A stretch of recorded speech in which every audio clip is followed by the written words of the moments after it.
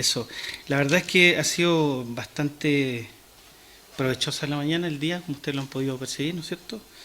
Y la verdad es que el libro de, bueno, Primera de Juan, ha sido, te llena de mucha información. Como decía Néstor delante, tiene demasiada. Entonces, eh, tú ves cómo te tienes que dirigir, qué es lo que pasa si no, qué es lo que sucede si lo haces bien, qué pasa con los que lo hacen mal, y te van dando una serie de contrastes y te va mostrando en el fondo cómo tenemos que dirigirnos en el fondo a los cristianos. Ahora, le llamé, ¿no es cierto? A mí me toca el capítulo 4, le llamé, bueno, permaneciendo en Dios y en su amor. Ahora, este tiene dos partes, ¿no es cierto? Del capítulo 4, versículo 1 al 6 y del 7 al 21. Lo primero, ¿no es cierto?, es protección contra protección al espíritu de verdad y contra el espíritu de error.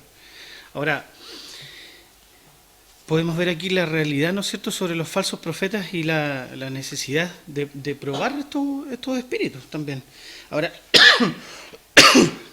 eh,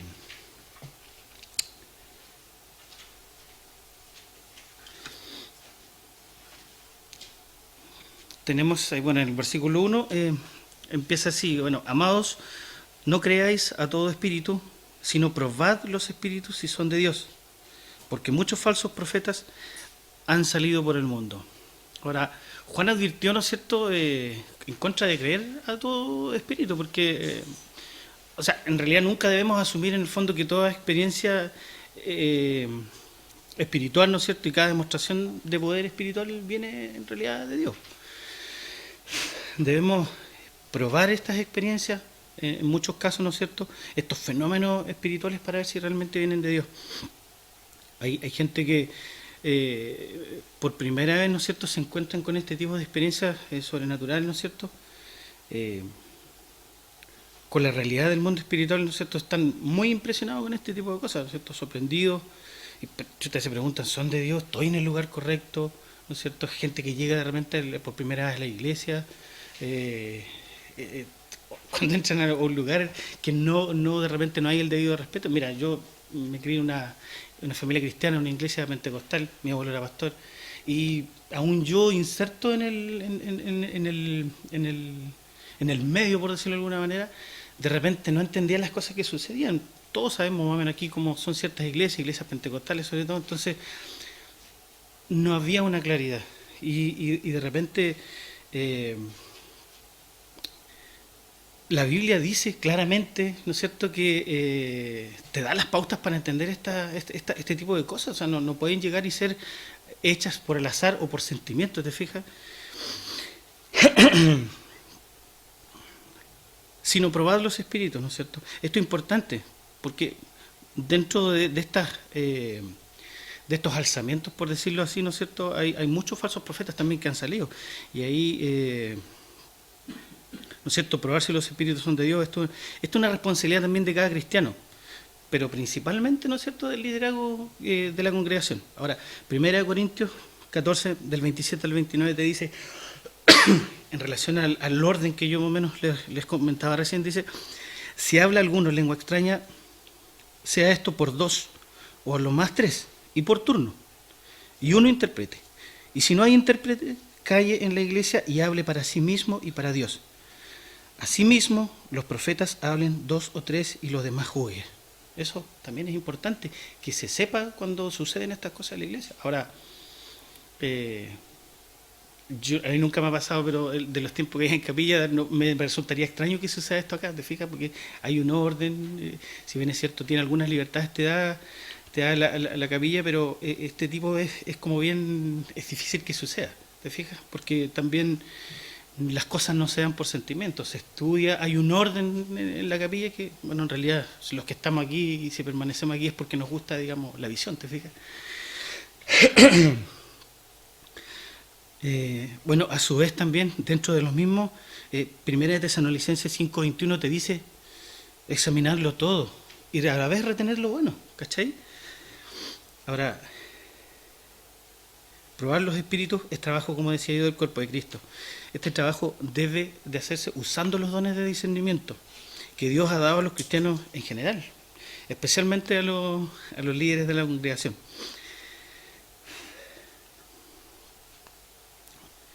Mira, esto es importante, dice que toda profecía debe ser juzgada de acuerdo a la Escritura. Nunca deberá recibirse solo por su dramatismo, que casi muchas veces se cae en esto dentro de la iglesia, ¿no te fijas? O porque es dada por alguna persona en particular. No, viene el evangelio. Creo que en la mañana hablábamos lo mismo. No, porque viene tal compadre, como decía Néstor. Oh, chuta, y tú prácticamente porque él lo diga, nosotros lo tenemos que hacer. No, compadre, ahí tiene que corroborarse y lo más importante de todo es que nosotros también tenemos que conocer la palabra. Eso es súper importante, porque es importante que Dios no se...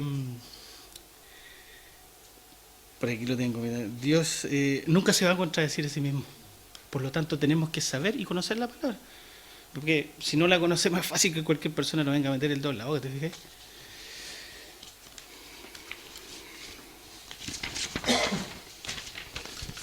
El versículo 2 y 3, mira, dice, en esto conoced el Espíritu de Dios. Todo espíritu que confiesa que Jesucristo ha venido en carne es de Dios. Y todo espíritu que no confiesa que Jesucristo ha venido en carne no es de Dios. Y este es el espíritu del anticristo, el cual a vosotros habéis oído que viene y que ahora ya está en el mundo. Todo espíritu que confiesa que Jesucristo ha venido en carne es de Dios. Dice, una profecía real y una enseñanza real presentará un verdadero Jesús. Esto me llamó mucho la atención porque en los días de Juan, ¿no es cierto?, el tema era si realmente Jesús había venido en cuerpo real de carne y hueso, ¿cachai? Muchos decían que Jesús, siendo Dios, no podía realmente haber venido en cuerpo humano, solo por el hecho de tener una asociación, ¿no es cierto?, con cosas impuras. O sea, ellos decían, pero ¿cómo Dios va a venir a este mundo? ¿Cómo se va a venir si este mundo es tan impuro, ¿no es cierto?, tan pecador, ¿cachai? Esa era como la controversia que había. Ellos tenían problemas, ¿no es cierto?, creyendo que Él era un hombre real.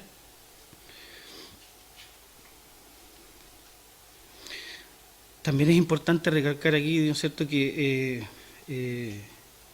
no es menos importante decir, ¿no es cierto?, que Jesús es un hombre, porque ambas, ¿no es cierto?, o sea, la deidad y la humanidad de Jesús son esenciales para nuestra salvación.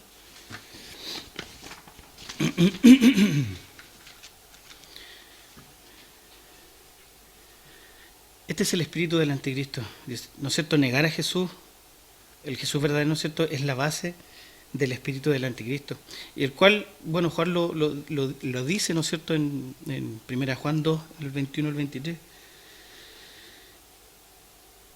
No se ha escrito como si ignoraseis la verdad, sino porque la conocéis, y porque ninguna mentira procede de la verdad. ¿Quién es el mentiroso, sino el que niega a Jesús es el Cristo? Este es el anticristo, el que niega al Padre y al Hijo.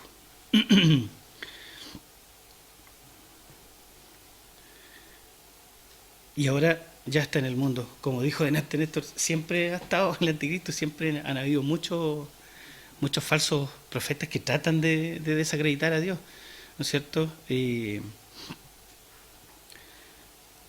Aunque tendrá, ¿no es cierto?, su última consumación como gobernante político, ¿no es cierto?, que traerá estabilidad económica, ¿no es cierto?, social.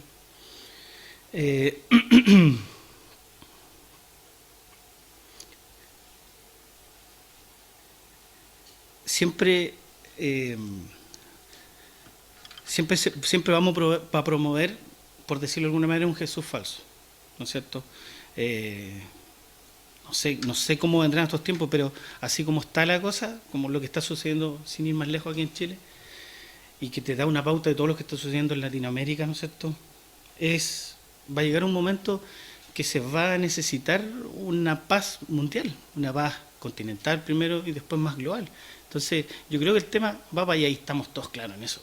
O sea, pero nosotros tenemos que sacar de aquí, ¿no es cierto?, para conocer la Escritura y saber qué es lo que viene bueno de eso, ¿no? El mundo, ¿no es cierto?, hoy está compungido. Ahora, la gente busca al Dios real, ¿no es cierto? Esa es la pregunta. La gente que no conoce la palabra es presa fácil. Presa fácil. Lo que está pasando hoy, como les decía yo hace un momento, la gente necesita paz. Hijitos, vosotros sois de Dios, y los habéis vencido, porque mayor es el que está en vosotros que el que está en el mundo, el versículo 4. Y me encanta esta parte porque,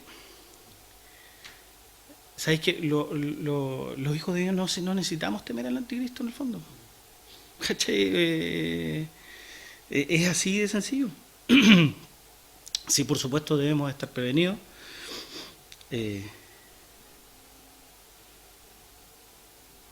Como lo dice Juan 3, ¿no es cierto?, 24, que es este espíritu es mayor que el que está en el mundo. Y me encanta cuando te dice, Juan te dice, hijitos, vosotros sois de Dios, con ese amor, ¿cachai? Con ese cariño. Me encanta porque hay un grado de pertenencia, o sea, hacia Dios, po. O sea, nosotros le pertenecemos a Dios. Mira, hace mucho tiempo vi una predicación de un pastor y la verdad es que me llamó mucho la atención y me tocó mucho. Yo creo que todos aquí hemos visto la película Toy Story. ¿Quién no la ha visto? O sea, la ha visto todas las películas. Ahora, Woody, el vaquerito, ¿no es cierto? ¿Qué hace Woody? Él se desvela por Andy, ¿cachai? Porque él quiere estar pendiente de Andy, quiere que Andy no lo deje, quiere estar siempre. Andy se va de casa. ¿Para dónde va a querer Woody? Para allá. Siempre quiere estar al lado de Woody. Y ¿sabes? Lo más importante que hay en la bota de Woody que dice Andy. ¿Qué dice tu pie hoy día? ¿Qué dice tu corazón? Dice Dios, ¿cachai? ¿Tenemos ese grado de pertenencia con el Señor? ¿Sentimos que le pertenecemos a Dios? ¿Cachai? La verdad es que me dejó para adentro cuando escuché eso y quería compartírselo también. Me gusta mucho. Hay gente que ha hecho caso omiso a esto.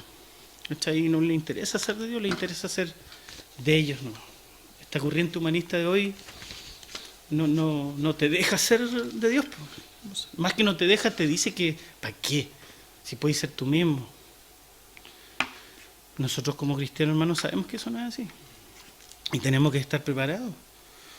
Lo más probable es que esas mismas corrientes en algún momento ya lleguen, no hayan llegado o vayan a llegar a alguna de las iglesias. Y tenemos que ser nosotros también los que demos el freno a eso. Mayor es el que está en vosotros que el que está en el mundo. Esto significa que no hay cabida para el temor en el creyente, ¿sabes? Tenemos muchos enemigos espirituales, lo sabemos muy bien. Hay muchas cosas que nos gustan, ¿no es cierto? Lo que decía Pablo antes, porque te gustan las cosas, probablemente nunca te sientas digno, ¿cierto? Pero ninguno de ellos es más grande que Jesús, que en realidad vive en nosotros. Mira, con anterioridad, ¿no es cierto? Juan mencionó la idea del mundo y su amenaza para la vida cristiana en el capítulo 2 del 15 al 17. No améis al mundo ni las cosas que están en el mundo. Si alguno ama al mundo, el amor del Padre no está en él. Porque todo lo que hay en el mundo, los deseos de la carne, los deseos de los ojos y la vanagloria de la vida proviene del Padre, sino del mundo. No proviene del Padre, sino del mundo. Y el mundo pasa y sus deseos, pero el que hace la voluntad de Dios permanece para siempre.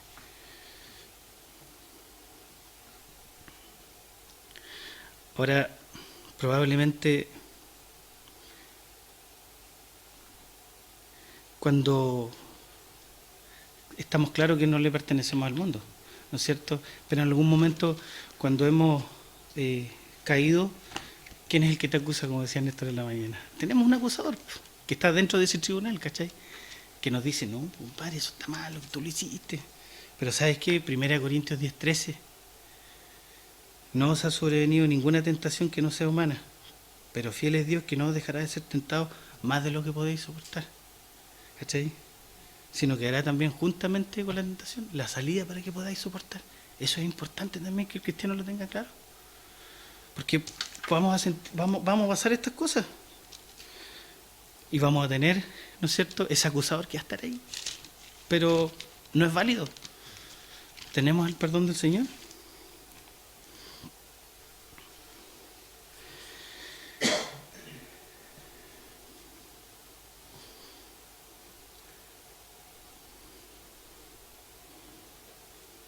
del versículo, el versículo 5 y el 6, ¿no es cierto?, nos muestra el contraste de los que están en el mundo y los que son de Dios. Ellos son del mundo y por eso hablan del mundo, y el mundo los oye. Nosotros somos de Dios, y el que conoce a Dios nos oye. El que no es de Dios no nos oye. En esto conocemos al espíritu de verdad y el espíritu de error. Aquellos que son del mundo, esto la verdad es que esto es bien evidente. Los que son del mundo se evidencian porque hablan del mundo. La influencia del mundo está evidente en sus palabras. Yo creo que todos en algún momento, en el contexto de nuestro trabajo, nos rodeamos de gente que habla de la cintura para abajo, como decía mi abuela, habla de la cintura para abajo. Lo que sale de su boca te contamina. Pero ahí está el punto de nosotros, que estamos ahí. ¿Qué pasa cuando escuchamos esas cosas? ¿Nos reímos? ¿Nos causa gracia? ¿Apoyamos? Cuando hay un grupo, estamos en un grupo de trabajo y pasa a lo mejor la única colega mujer y hay murmuración, ¿qué hacemos nosotros? ¿Somos partícipes de eso? ¿Nos reímos? Hay que tener cuidado también como cristianos, cómo actuamos también, ¿no es cierto? Y eso es bien enfático también aquí, Juan.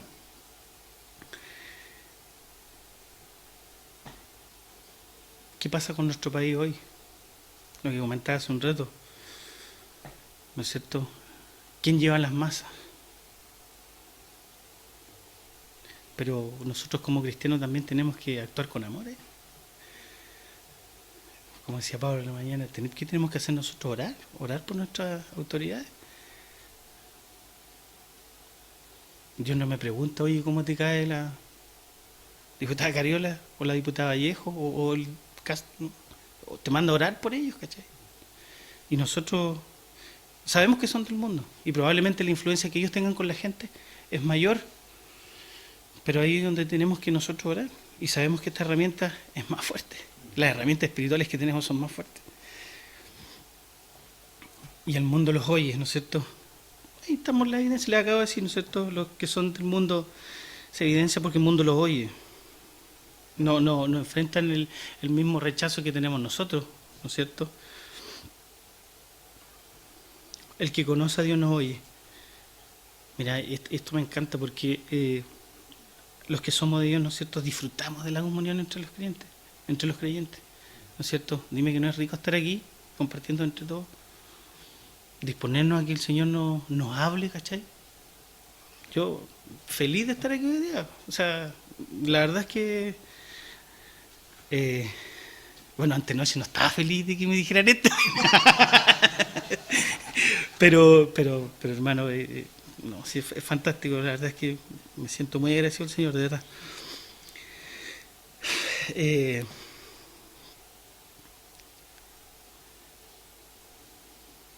Al entender quien escucha, ¿no es cierto?, lo que Dios nos ha enseñado a través de los apóstoles, tal como está en el Nuevo Testamento, nos ayuda a conocer el espíritu de verdad y el espíritu de error. Si alguien escucha, ¿no es cierto?, lo que Dios ha dicho en la Biblia, sabemos que tiene el espíritu de verdad. Y si alguien no lo escucha, tiene el espíritu de error, sí, así de simple. Mira, y esto es importante porque te habla de un espíritu de error. Y el error aquí te da un contexto espiritual. Y esto es importante, ¿sabes? Porque no se trata de ser educado, ¿no es cierto?, o inteligente. Porque alguien puede ser muy educado, puede tener mucha inteligencia, pero puede ser influenciado grandemente por el espíritu de error, ¿cachai? Ya que el error también tiene una dinámica espiritual. Entonces, mantenerse en el espíritu de verdad, eso, vale la redundancia, ¿no es cierto?, es un asunto espiritual. Ahora, los políticos de hoy, la gente que está en el poder, tremendos estudios, ¿cachai? Algunos, sin ir más lejos, nuestro mismo presidente, en una universidad, creo, de Estados Unidos, ¿cachai? Los políticos han hecho magister y MBA y no sé qué cuestión más, pero no se basan en esto, ¿cachai?, para gobernar.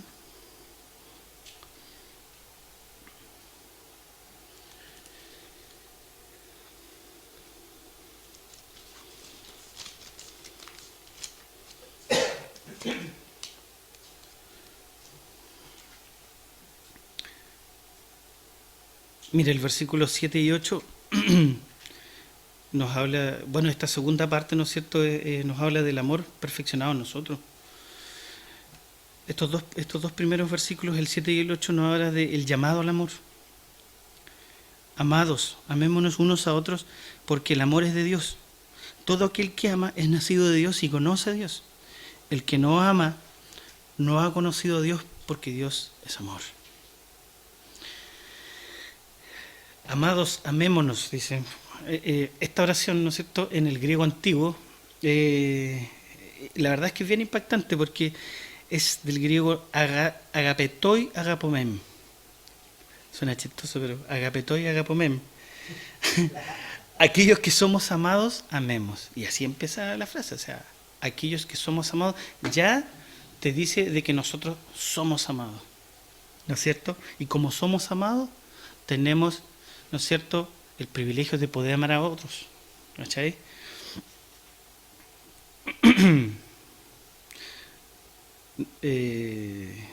No se nos pide que nos amemos unos a otros para ganarnos o merecer el amor de Dios. Nos amamos unos a otros porque somos amados por Dios y hemos recibido ese amor, ¿no es cierto?, y vivimos en su luz. Ahora, ¿por qué es importante tratarnos con amor entre hermanos? Y esto me gusta porque, ¿sabes?, es la cualidad, ¿no es cierto?, y es cualidad y es la esencia del cristianismo verdadero. Efesios 5, 1, 2 dice: sed pues imitadores de Dios como hijos amados, y andad en amor, como también Cristo nos amó y se entregó a sí mismo por nosotros.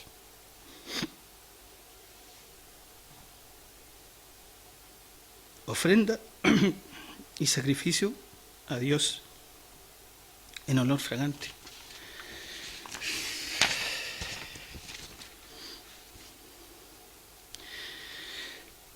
El que no ama no conoce a Dios. Así de simple. Si en tu vida no existe un amor real por el pueblo de Dios, entonces la declaración, ¿no es cierto?, que conoces y experimentas de Dios, en el fondo no va a ser verdad.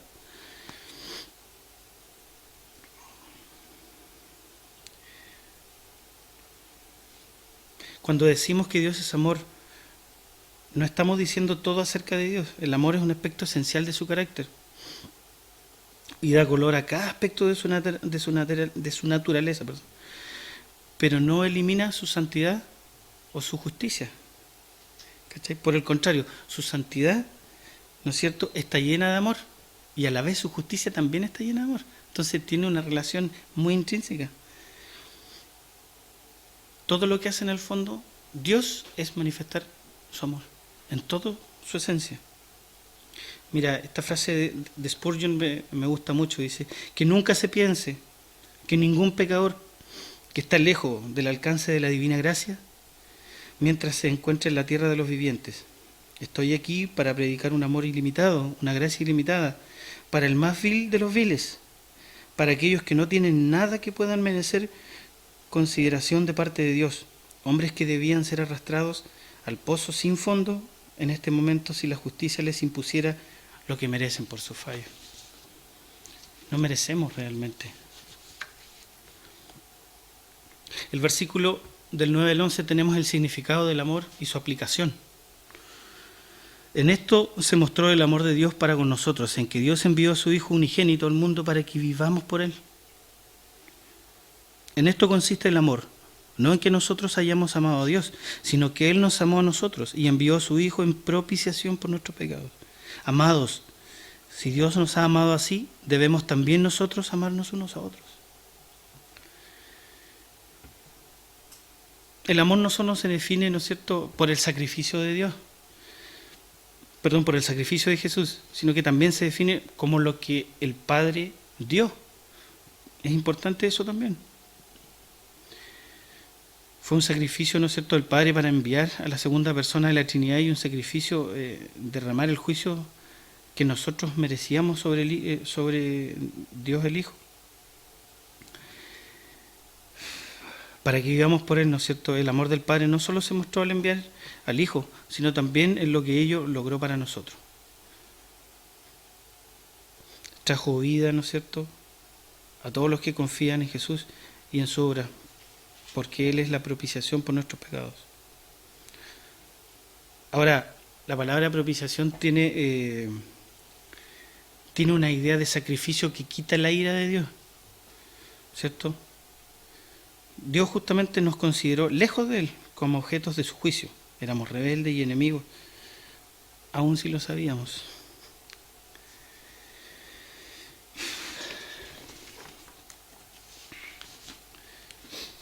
Mira, cuando Jesús lavó los pies de sus discípulos, ¿no es cierto?, y le mostró tan grande amor y servicio, podíamos haber esperado que después de que Jesús hizo todo eso, Él dijera, ya, ¿ahora quién me los lava a mí? Como cuando tú hacías algo, ¿no es cierto? No sé, por servir la comida, no sé, y te sentás y ya, pues, ¿y a mí quién? O yo siempre tengo que hacer esto, ¿y a mí quién me hace algo? Siempre tengo que hacer yo las cosas, ¿y a mí qué? Juan 13, 14, 15, pues si yo, el Señor y el Maestro, ojo, pues si yo, el Señor y el Maestro, he lavado vuestros pies, vosotros también debéis lavaros los pies los unos a los otros, porque ejemplo os he dado, para que como yo os he hecho con vosotros, también lo hagáis. Vosotros también lo hagáis. O sea, la manera adecuada de amar a Dios, ¿no es cierto?, en respuesta a su amor por nosotros, es salir en el fondo y amarnos unos a otros, amar a la gente.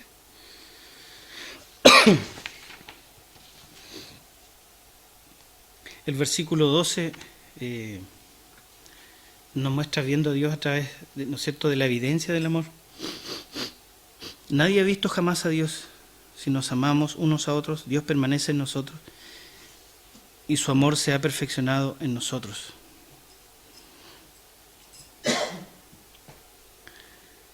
Hablamos, ¿no es cierto?, del Dios Padre. Pablo escribió, ¿no es cierto?, en 1 Timoteo 1:17, por tanto, el Rey de los siglos, ¿no es cierto?, inmortal, invisible.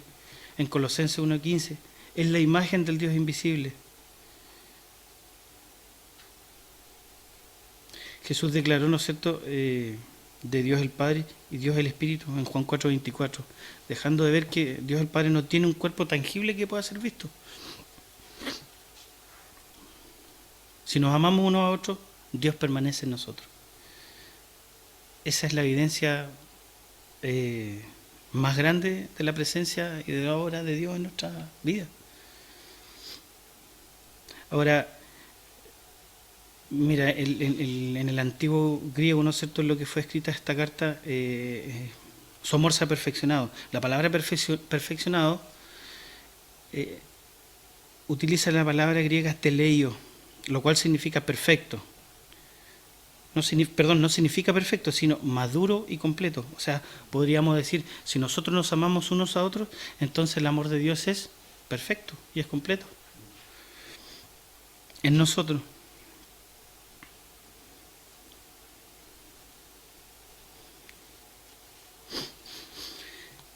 El versículo 13 y 15, ¿no es cierto?, nos da la seguridad de la obra de la Trinidad en nosotros.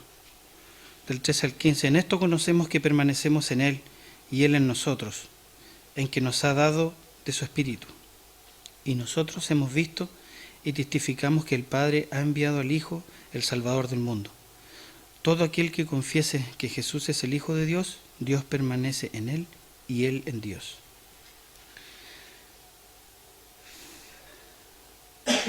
Sabemos que somos, ¿no es cierto?, ha sido perfeccionado en nosotros y nos amamos unos a otros.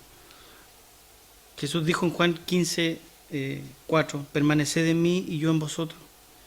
Luego en el versículo 7, si permanecéis en mí y mis palabras permanecen en vosotros, pedid lo que queráis y os será hecho. Una de las maneras en que Jesús permanece en nosotros, ¿no es cierto?, vive en nosotros a través de su palabra. La mejor manera, ¿no es cierto?, de ver la permanencia de Dios en nuestra vida es escudriñando cada día su palabra, buscando cada día su dirección.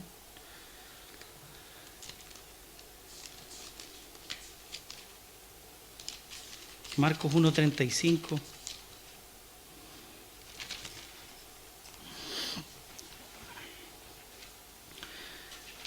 Marcos 1:35.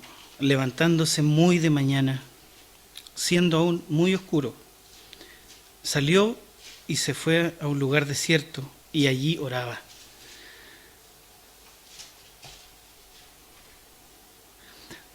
A lo mejor Jesús ni siquiera podría haber hecho esto, pero sabes que Él se mostró también humilde, se mostró como ser humano. Nosotros como seres humanos necesitamos buscar todos los días la dirección del Señor. Y aquí te habla, y aquí es claro, porque a lo mejor yo me puedo levantar justo a la hora para ir a mi trabajo, ¿cachai? Pero Dios quiere que tú comiences el día con Él. A lo mejor, ya, después del almuerzo leo un ratito la Biblia. Pero probablemente tú tengas tu plan para el resto del día, ¿cachai? Pero si no te vas con la dirección del Señor, ¿cómo vas a andar? ¿Cómo vamos a andar? Pongámoslo a prueba, no es difícil. Aunque vayamos en la micro, no es necesario que hagamos tremendo show en la micro para buscar la dirección del Señor. Ahora, podemos hacerlo ahí, tranquilito, ¿no es cierto? Señor, guíame en este día, ¿qué es lo que tú quieres para mí? Lo hizo Jesús, es una prueba evidente que nosotros también tenemos que hacerlo, ¿no es cierto?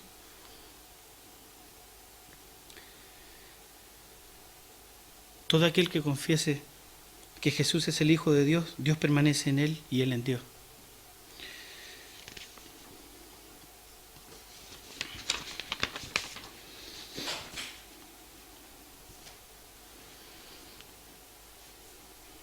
La idea de la palabra, ¿no es cierto?, confesar es estar de acuerdo con, ¿no es cierto? Debemos estar de acuerdo con Dios sobre quién es Jesús. Y descubrimos lo que Dios dice sobre Jesús en la palabra de Dios, ¿no es cierto? Se puede saber algo sin estar de acuerdo con ello, pero Dios demanda realmente que estemos de acuerdo.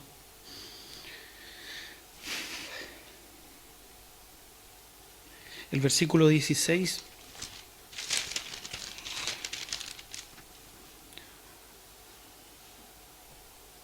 nos habla de la respuesta del cristiano a Dios y su amor. Y nosotros hemos conocido y creído el amor que Dios tiene para con nosotros. Dios es amor, y el que permanece en amor permanece en Dios y Dios en él. Mira, acá la palabra perfeccionado, para perfeccionado, Juan no solamente utiliza la palabra griega teleio, sino que aquí la duplica. O sea, ya no es madurez y completo, sino que lo escribe como teleio, teleio, ¿cierto? Hablando de un amor que es perfectamente perfecto y completamente completo. O sea, abarca un grado mayor ahí, ¿cachai?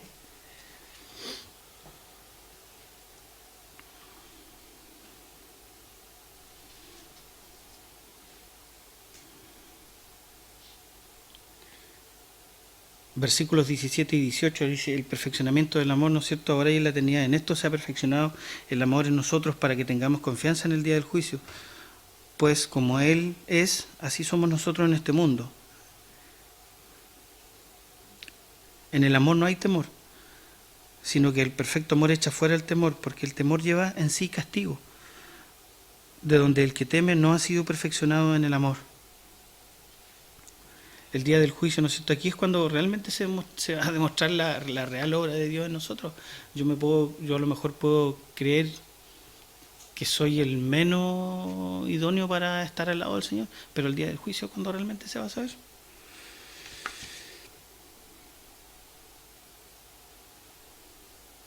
Conocemos el amor de Dios hasta cierto punto, pero realmente lo vamos a conocer ese día, ¿no es cierto?, en el día del juicio, para que tengamos confianza en el día del juicio. Ahora, esto muestra la grandeza en la obra de Dios en nosotros, porque a lo mejor como cristianos podemos estar conformes, ¿no es cierto?, o satisfechos con apenas sobrevivir, si acaso sobrevivir el día del juicio final, ¿sabes? Pero Dios quiere llenar nuestras vidas con su amor y su verdad, de tal manera que tengamos confianza en ese día.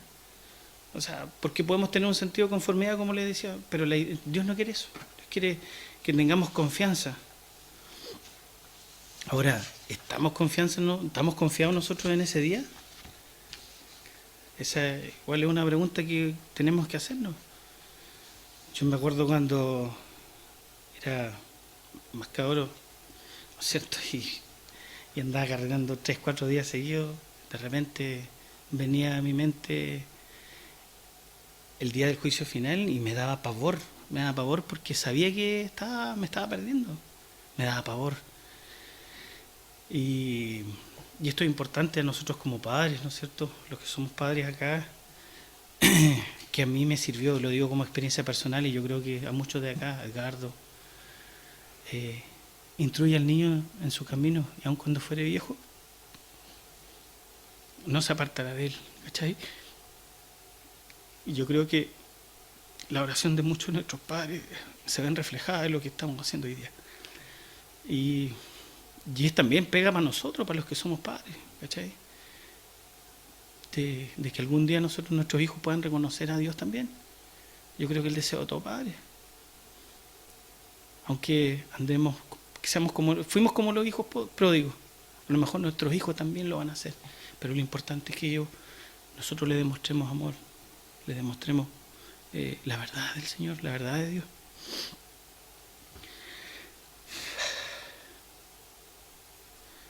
Versículo 19, nosotros, es la razón de nuestro amor por Jesús, ¿no es cierto? Nosotros le amamos a Él porque Él nos amó primero. Aquí en realidad no hay mucho que decir. Esta gran declaración, Juan empieza por mencionar que lo que hay en el corazón de cada verdadero seguidor de Jesucristo, simple y sencillamente puesto, que nosotros le amamos.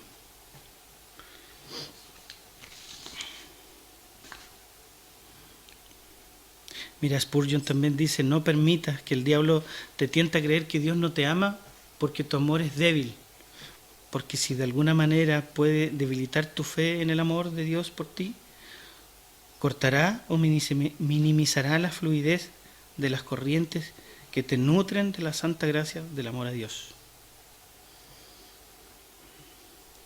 El mandamiento a amar, versículos 20 y 21, dice, si alguno dice, yo amo a Dios y aborrece a su hermano, es mentiroso. Pues el que no ama a su hermano a quien ha visto, ¿cómo puede amar a Dios a quien no ha visto? Importante. Y nosotros tenemos este mandamiento de Él. El que ama a Dios, ame también a su hermano.